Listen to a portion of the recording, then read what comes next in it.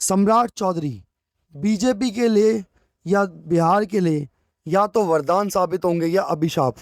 ये आज की मैंने वीडियो का टाइटल रखा है। कारण क्या है, मैं उसकी डिटेल में आपसे बात करूंगा, क्योंकि ये एक बहुत ही ज़्यादा बड़ा एक जुआ है जो बिहार में खेला जा रहा है बीजेपी के द्वारा।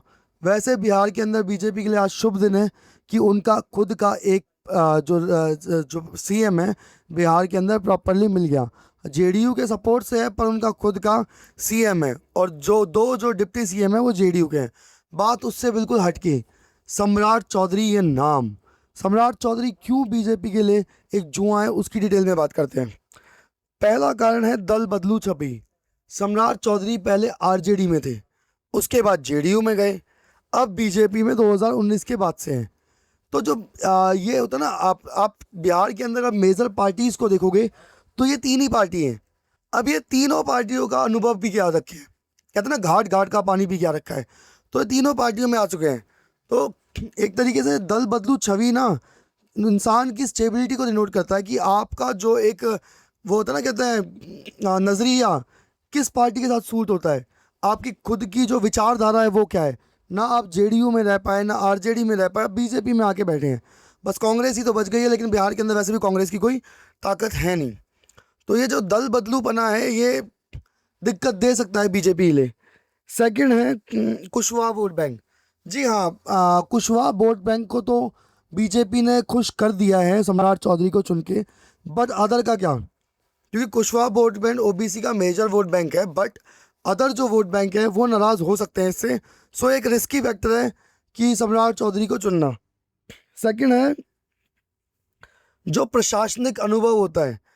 हालांकि राजनीति में वो बहुत लंबे समय से जुड़े हुए हैं, तीन तीन पार्टियां बदल के आए हुए हैं, लेकिन एक ताकत, एक सत्ता, उसका नशा बहुत तगड़ी चीज़ होती है।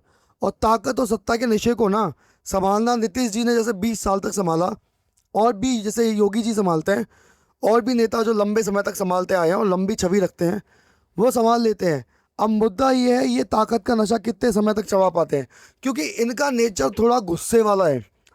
सेकंड है बीजेपी की जो लीडरशिप है ना, चौथा पॉइंट मेजर है कि बीजेपी की जो लीडरशिप है वो बहुत नाराज़ है जो बिहार की है। क्योंकि आप सोच के देखिए, बीजेपी के कार्यकर्ता जो बिहार में कई कई सालों से 20 साल 30 साल 40 साल लगा के बीजेपी से जुड़े रहे और उनके लिए लॉयल रहे, आज उन्हें क्या मिला, एक बाहरी नेता आके सीएम बन गया, और जो 30 साल 40 साल पार्टी को दे चुके उनको कोई भी चाबी नहीं मिली। सो ये बीजेपी के इंटरनल जो पॉलिटिक्स है उसको डाउन कर सकती है। अब मैंने बोला था एग्रेसिव नेचर, सम्राट चौधरी बहुत ज़्यादा गुस्से वाले नेता हैं। इनका एग्रेसिव अटैक बहुत ज़्यादा दिक्कत दे सकता है, क्योंकि एक चीफ मिनिस्टर को हमेशा शांत होना चाहिए। उनके खिलाफ भी बोला जाएगा, उनके पक्ष में भी बोला जाएगा, कुछ घटनाएं उनके खिलाफ दंगे भी हो जाएंगे। अगर आपका एग्रेसिव नेचर रहेगा तो आप उनको हैंडल कैसे कर पाएंगे, क्योंकि इनका एक कानूनी विवाद भी चल रहा है 353 धारा के तहत। जब इन्होंने सरकारी एक जो कार्यकर्ता होता है, जो कर्मचारी होता है, उनके ऊपर हाथ उठा दिया था, उसके ऊपर इनका जो है ना एक केस भी चल रहा है। सो एग्रेसिव नेचर इनके लिए पॉजिटिव साबित होगा या नेगेटिव, या बीजेपी को ले डूबेगा या बीजेपी को उभार देगा, वो समय आने के बाद पता लगेगा। तीसरा जो माफिया है ना, शराब माफिया। अब बिहार में शराब तो बंद है, नीतीश बाबू ने जाने से पहले शराब बंद कर दी थी, बट उससे पहले जब शराब चालू थी तो सम्राट का जो परिवार है उनके बहुत सारे लोग शराब माफिया से कनेक्टेड थे। तो सम्राट चौधरी का डायरेक्ट लिंक बताया जाता है शराब माफिया के साथ में। सो ये छवि उनकी एक गुंडा राज वाली छवि डिनोट करती है एज अ चीफ मिनिस्टर। आखिरी जो विवाद है वो सबको पता है, एज का। सम्राट चौधरी ने अपनी उम्र कई बार ऊपर नीचे करी है, एग्जैक्ट उम्र उनकी आज भी नहीं पता।